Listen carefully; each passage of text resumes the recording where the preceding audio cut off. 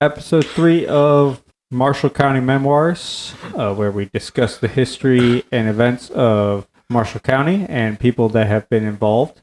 My name is Tanner Skim. I'm the archivist at the Moundsville Marshall County Public Library. I'm Trent Dayton. I'm the Wheeling Service Corps member with the Marshall County Historical Society. And today we are going to interview a local historian and teacher, Gary Ryder. Thank you for coming, Gary. Thank you. All right, so we're going to talk to you about your involvement in Marshall County. Okay. I taught at John Marshall for 34 years, starting in 1972, and I left in 2006. After that, I went to the Moundsville Library, and I've been there for 19 years now.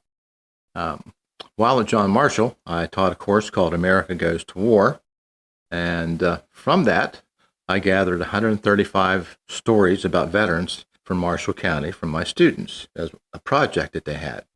And then one summer, after I was retired, I wanted something to do for about 7 weeks when I was having a health issue.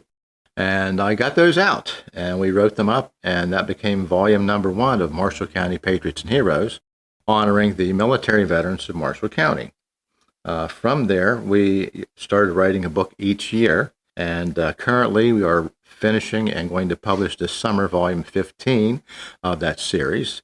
And each volume has around 100 to 200 veterans mentioned in it, and their stories that some are from families, some are from the actual veteran, some are from the materials that we can glean, but we try and have every military person in Marshall County remembered so that they are not forgotten. Once people don't know you and know your story or don't mention you, then you are forgotten. And I want no veteran who wants his story saved to be forgotten. And that's why we do it. That's our motivation. In writing, we got led off into a rabbit hole with starting to do the industries of Marshall County. We did U.S. stamping. We've done Fostoria, Mark's Toys. We've done the cemeteries of Moundsville. We have done a postcard book of Moundsville. Vietnam, Forever My Shadow, a book about Ed Hoskins as a Green Beret in Vietnam, and a poetry book by Rick Emery, and total so far that Rosanna Dakin-Keller and I have written together are 26 books of Marshall County history, an attempt to preserve the history of the industry, the surrounding area. So it's not only veterans that we write about, but we write about all the things that are gone. This was a valley that was prosperous. Chemical plants up and down the river. Benwood Steel Mill was prosperous. It was the mills made steel and sent it all over. Fostoria Glass was nationally known. Mark's Toys were internationally known. They were the number 1 toy maker in the world. And all those businesses are now gone. So we're trying to preserve the history so people who are here now and younger realize all the things that were here, made this valley prosperous and drew people here. And maybe someday we'll find a way to get all that going again through tourism and other things that we feel that could draw people back because we have a rich history. That is very true. I mean, coming from Illinois, I'm learning a lot about Marshall County, especially through the podcast and working as the archivist at the library. Tell us a little bit about your process for writing a book, the interview process. How is that? Well, once we find the veteran, then I ask them to fill out a preliminary paper with some questions I have for them. And from that, then we start to search for information on them. We talk to their family. We talk to them. Most will tell me they don't have a story, but then once they talk to me, they have little interesting details of their military experience or their life that then we begin to get them to understand that by writing this story from birth to their present time, or from birth to the time that the family said that person passed away, that they have an interesting story. They all have a story. They just don't think they're important enough to have someone be concerned about writing about them. And so we have a process of trying to get them to feel that they are important, that they've served their country, that they've given their life, if necessary, to the country. They may not have been wounded or killed in combat, but they certainly gave the United States government a blank check to send them wherever they wanted to send them and face whatever obstacles they had to face. And so that experience changed them. It changed them vastly. And so as we write about them, we also go past the military experience as to what it did for you, how it made you a person today. Did it shape you in a positive or a negative way? We found both. And so we have to get them to open up to us. And we've been very lucky in the 15 books that people have opened up to us. You got veterans just opening up to you now, and now you're hearing all these stories and writing them and making sure that their history's preserved. All this unique history of veterans throughout various wars. Tell us some of the wars that you have covered. Probably Vietnam, right? Vietnam, yes. We actually go back to some of the Revolutionary War soldiers. We have some Civil War soldiers in the different books. We have World War I, and the next volume, volume 16, is going to be mainly dedicated to World War I veterans, because we have several hundred documents that were found in the courthouse that had been stashed away and lost, and we were allowed to get those and copy them, and we're going to use that information for volume 16. World War II, we're oriented heavily to World War II. We were lucky enough to start when many of the veterans were still alive and could tell us the story. Now we're getting the stories of ones who have passed away recently, and their families are telling us what they did and information about them and what stories they told them. Vietnam veterans are still reluctant to open up in many cases. We're still having a difficult time with them, but the ones who open up have horrific stories if they served in combat. We have done Desert Storm, Iraq, up through Afghanistan, the War on Terror. We found every veteran in Marshall County who was a KIA in Vietnam and did a story on them. And through the War on Terror, we did the stories on all of those young men who were killed in combat. We're just trying to save and preserve all of those stories so that no matter what war they fought in, they're remembered for what they did. Excellent. So now I just want to go back a little bit, talk about your experience as a social studies teacher, right? Mm-hmm. And just tell us about your involvement with the students. What did you guys do around Marshall County? Well, like I say, I taught history for 34 years at John Marshall, mainly sophomores, sometimes juniors, and once in a while seniors. I didn't do a lot of West Virginia history. I did world cultures. I did American history, but my course on America Goes to War was the one where I could tie in my Marshall County roots to it and have the kids research their families. We talked about the wars, and then they found that they had people who were in the military, and thus discovered a rich history in their own family that they didn't even know that they had. One young man found a whole chest of World War II memorabilia in his grandmother's attic that he was unaware of regarding his grandfather. So a lot of my students did find history of the family, history of where they worked, history of what it was like in Marshall County for them as their parents and grandparents grew up. That's very important for someone to understand their genealogy and just what their family did in the previous lives. So, Gary, you are the president of the Historical Society. Mm-hmm. Why did you get involved, and what made you get involved again? Because you stepped away for a little bit. Well, there was a need at that particular moment for me to come back and be involved. I found that I enjoyed it the first time, and I stepped away for different reasons, mainly health reasons. Now coming back, I've found the new interest again in the history of the county, and of course we've been writing about it for 15 years or so. And so it just is an enjoyable thing working with the committees and the people, trying to figure out how we can get people to be aware of Marshall County history and enjoy it. They don't realize what they have here and what we have lost here. And I'm trying to get them to be aware of this, the ball teams, the companies, the sports that were here. Even through those companies, they had softball, baseball teams, bowling leagues, things that you don't see now. And these companies also provided jobs through generations of families. And so, we as a historical society show that in our museum, and we show that to the community, and we hope that they come and see what we have and realize that generations of families worked at Benwood Meal.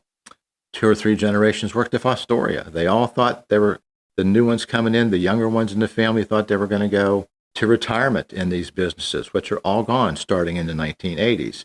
So that new knowledge of history and that trying to get this community to realize what we once had and what we hope to achieve again through all the improvements of the city and the state working to try and improve the whole state image in West Virginia itself and Moundsville, it just seems to be fun. Good answer. I think that's a pretty good answer, too. I mean, just somebody working so hard as such as yourself to just preserve this history for others and ensure that the future generations can understand what is important about this area.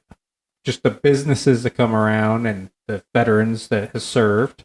And that is crucial in understanding Marshall County. So I'd like to talk a little bit about your recent book. You wrote a book about Reynolds Memorial Hospital. Mm-hmm.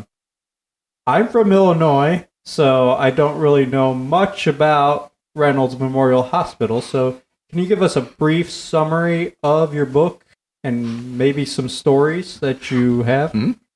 Okay. We decided to do Reynolds Memorial Hospital because WVU had come in and taken it over, and they were changing the footprint of the hospital. It became WVU Reynolds. And as we learned by talking to people, during the construction, many of the things that were part of the history of the hospital were being taken by the construction crews and just being thrown into dumpsters. It was just disappearing. And so there were some very smart workers up there who had saved albums of pictures and newspaper items. Carol Storm, who had 6 albums of things that we used. Another man, Art Henry, who gave us a whole tub of pictures and articles and albums up on the hospital that he had preserved from the dumpster up there. Reynolds, in its beginning, was in the Presbyterian rectory down here in Moundsville on Lafayette Avenue, and it was run by Archdeacon B.M. Spur, and he ran it in his house for the people who were coming from the penitentiary and did not have anywhere to go, who were elderly and ill, and he took care of them until he could get them on their feet and then get them something in their life. That grew into helping other poor people in town who didn't have medical care and couldn't afford it. So as he outgrew that, then they went to Glendale and bought what was called the Burley Farm. And they used that farmhouse, which was called God's Providence House, and they took their patients up there, and they used that old farmhouse. Now, the Burley Farm covered what is now Reynolds Hospital and all the way back through St. Jude. That was all farmland. And then they built the new hospital on on Wheeling Avenue, and that is also gone because in its time it was a relatively new and up-to-date hospital. And we included pictures of that within the book. Rather primitive when you look at things today, and that was doing well. You would be able to stay in the hospital for $1 a day. If you needed medical care, you went to the back porch, and that was the emergency room. And the doctor or nurse came out and gave you what they could on the back porch, just treated the mild things like you would today. From that, in 1962, I believe, they started the new hospital where it currently is located and transferred the patients there. And today that is being under reconstruction in all the phases of it. They have a brand new surgical center. It's modern, up-to-date. Makes the surgical rooms in the first hospital look like very primitive, dangerous operating rooms. But today's are fantastic, up-to-date, computerized, robotic.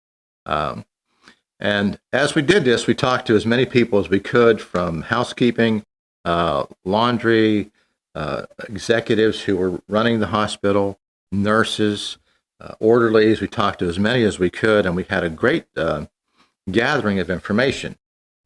Orderlies worked very hard at their job at the hospital. They did a lot of the things that nurses now do that the orderlies did before. I was very amazed by the nurses. Most of them worked for 40 to 45 years. And this is in a business that is hard and emotional and physically tough every day. And yet they could work at something that long because they loved what they did. They worked in emergency rooms, cardiac. They worked kids' wards. We got stories from all these people. There was a prison ward there. One of the funny stories was in the operating room, Lorraine Hubbs was assisting the doctors that day, and the one doctor who was assisting the main surgeon had been dieting heavily. And so he got weak and fainted on the floor, and Lorraine tried to catch him. Well, he was much heavier than her, so she wound up underneath him, and all you could see was her head and arms sticking out and her legs.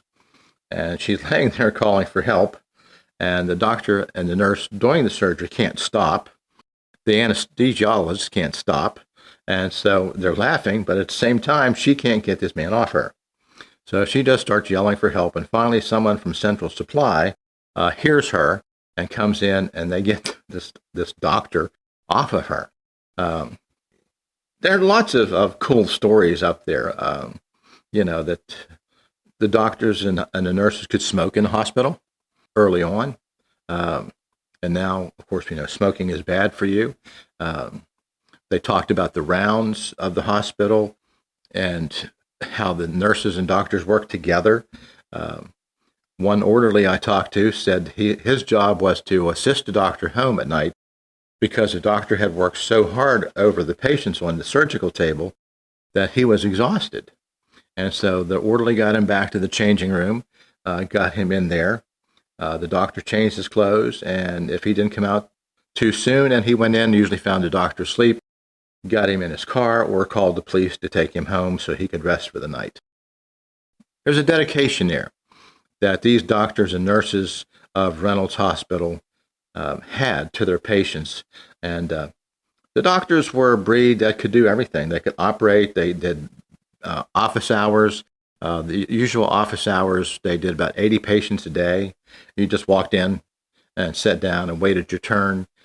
The nurses worked extremely hard. They wore the white uniforms. The nursing school trained them in how to be a professional nurse, from the short hair to the white dress, to the white shoes, to the white stockings, controlled their weight.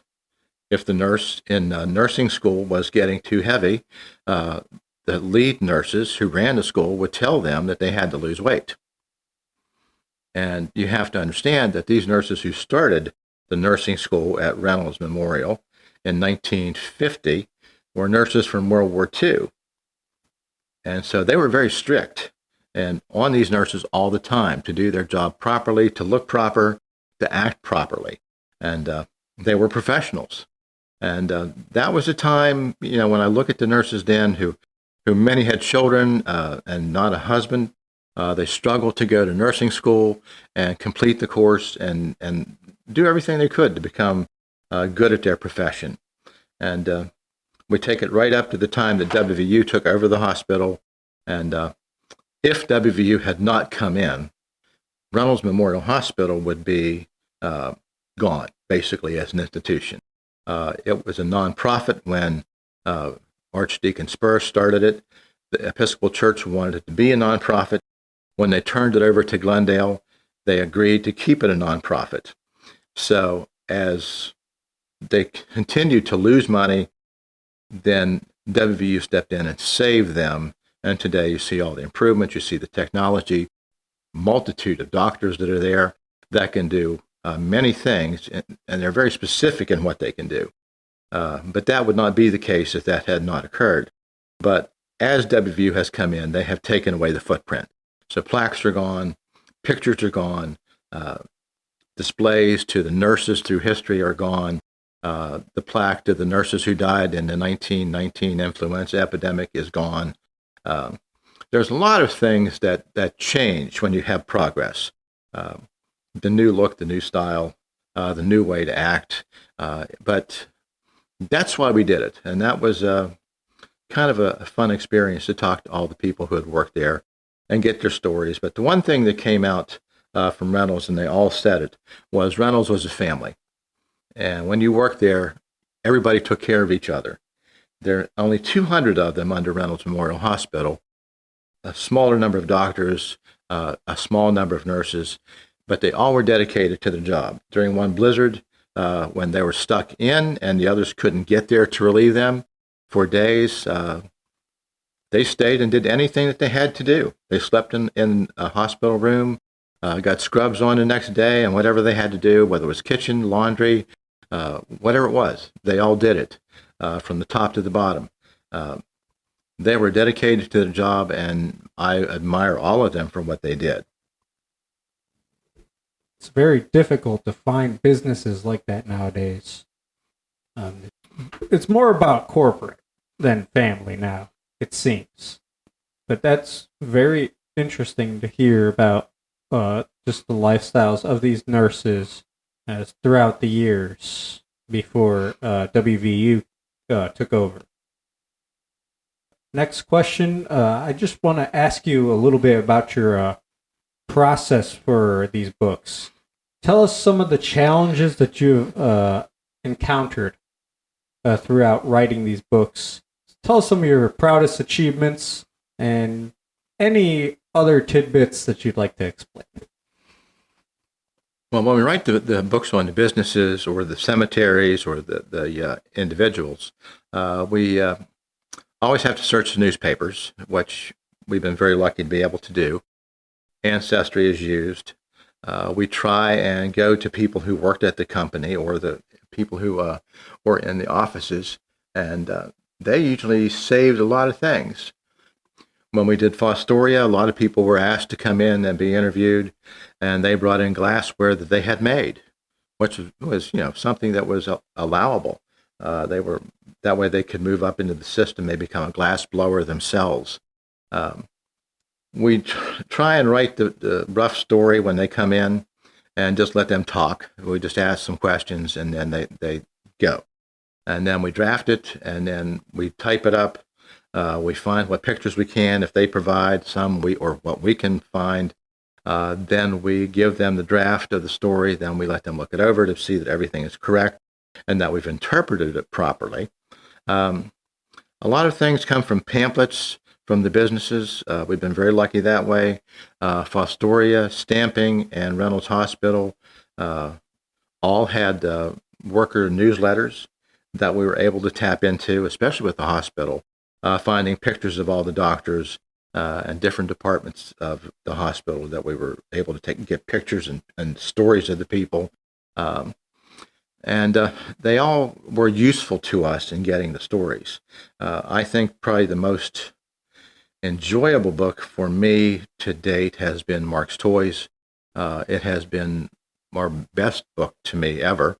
I have ties there because I worked there for 2 summers, not realizing as a young person that my mom was a nurse or a secretary there, and started in plastics and then worked her way up into the main office. And in 1982, when Mark's Toys officially closed, Mr. Lauk, who was the manager at that point, had one secretary left, and that secretary was my mother. And so that led me to Mark's Toys, to meet people who were there the last day as employees, to discover neat stories like Francis Turner's story of how he got all of the toys that started him in his museum.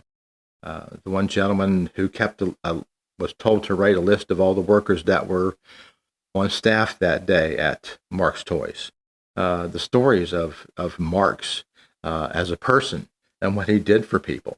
And I've been allowed to and privileged to meet Alan Miller, who runs the Toy and Train Museum and has the Mark's Toy, or has the Mark's Convention each year. And so it has led to many conversations with people, meeting people that normally I would never have met, um, and just making friends with a lot of people that I would not have ever met or known who they were.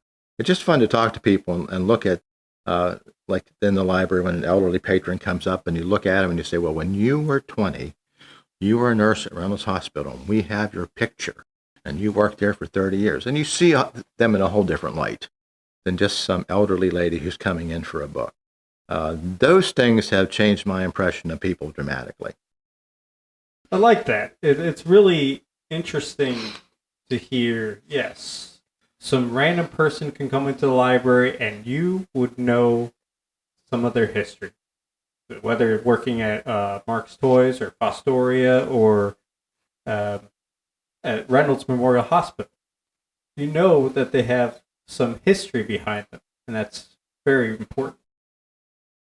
It's mildly off topic, but a lot of the time, whenever people grow up in a certain area, they have just a hatred for the area for some reason. So you have obviously talked to a lot of people that love their area, but how many have you met that don't necessarily like the area, and how did those conversations go? I met some who are very negative about the community. Some have talked about the racism in Moundsville. I never felt that. I never noticed that or felt it growing up. Some people have that feeling, and they're very expressive about that. Some people don't like the fact that the business was here, and they had a job they thought their whole life. My grandfather worked here, my dad worked here, and I'm going to work here till I retire. And then all at once, the bubble is burst, and they don't have that anymore. And then they have to go get a job that pays less, or is not what was their dream job, or what they'd hoped to do all their lives. They have a negative feeling toward the businesses in the valley in that way. But overall, whether it was Mark's Toys or Fostoria or U.S. Stamping or Reynolds Memorial Hospital, the one key word that always came out, I worked there and it was part of the family. Stamping had a separate facility just for parties, and they had bowling lanes in it. They had things that you could do as a company, and it was just for the employees. It was a recreational center just for them. Reynolds Hospital had lavish picnics that lasted a whole weekend for their employees. Mark's Toys had Christmas parties, and every kid who had a parent working there could go to the dock and get some toys for their kids. I know growing up, I had some really neat toys that my mom got at Christmas time from the loading dock. Those were all just cool things that they were part of the area.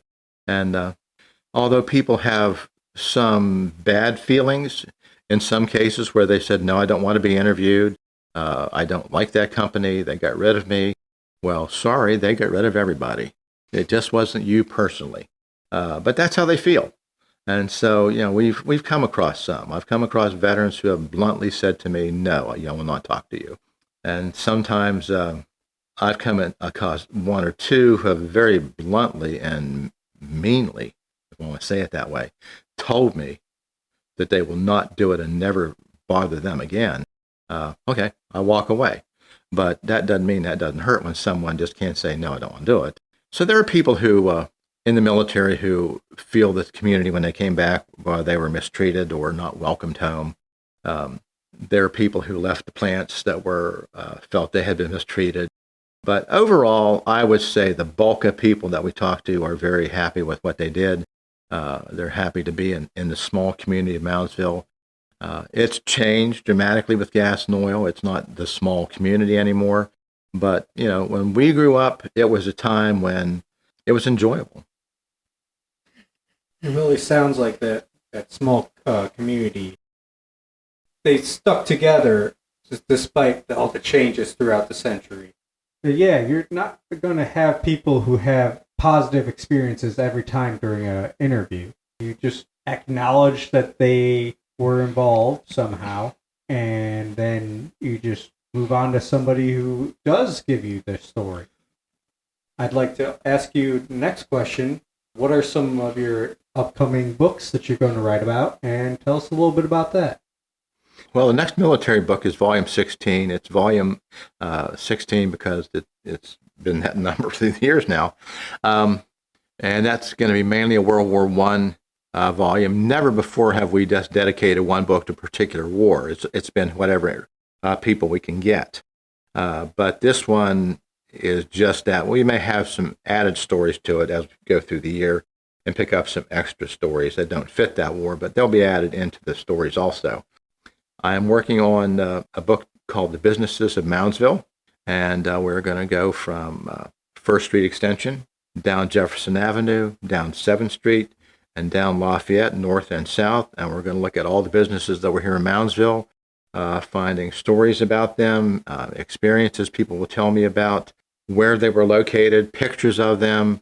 We are going to try and just have a nice volume of, again, what the Moundsville area was like in this era of prosperity, where there were tons of restaurants, car sales, hotels, the stores, clothing stores galore, barber shops. Everything you could want in this town was here. And so as a result of it, I want to do that and show what the prosperity was and how many businesses we had up and down these streets. And that's changed dramatically. That you would have a hard time going, if you didn't go to Ruttenberg's and get clothes, you're not going to get much unless you go to a few other stores, and they mainly get seconds from the bigger stores. So you're not getting the quality merchandise that you would from the department stores like Heinerman's that used to be here. And there were so many others. Obby's was another one. The drugstores, there are a multitude of those. And it's just kind of cool to go back and talk to the families and say, yeah, this was your business. What was it like? Do you have pictures? And I think it's going to be a nice book. That's also in the works. That's rather tedious. We have to go back through the newspapers and find ads from the ones we can't find pictures of. But it's working. It's coming along. And it'll be another nice book. Down the road, I don't know after that what I can get into the works. There are a couple of people I'd like to do a military story on, but I haven't got them to agree to that yet. There may be more business books. Who knows? I mean, it just, as things pop up and we decide we want to attack them, we do. That's great. You have a lot of interest and drive to write the stories of people throughout this county, and that's pretty amazing. I'm just very impressed with your hard work and dedication. Gary, we'd like to thank you for joining us on this podcast and sharing stories of Marshall County, your inspiration for books, and just filling in information about the county that people would not know just looking at it. Just finding out, oh, we got history of Mark's Toys now. We got history of Fostoria Glass and Reynolds Memorial Hospital. These businesses that were here before, but most people will not know about them unless they live in this area. So we thank you, Gary, for coming to this podcast and letting us interview you. Thank you. All right. Well, we're going to end this podcast now. And if you have any stories or anything about the Marshall County, please feel free to contact the public library or the Historical Society and let us know. And I'm Tanner Skim. And I'm Trent Dayton. And this is Marshall County Memoirs.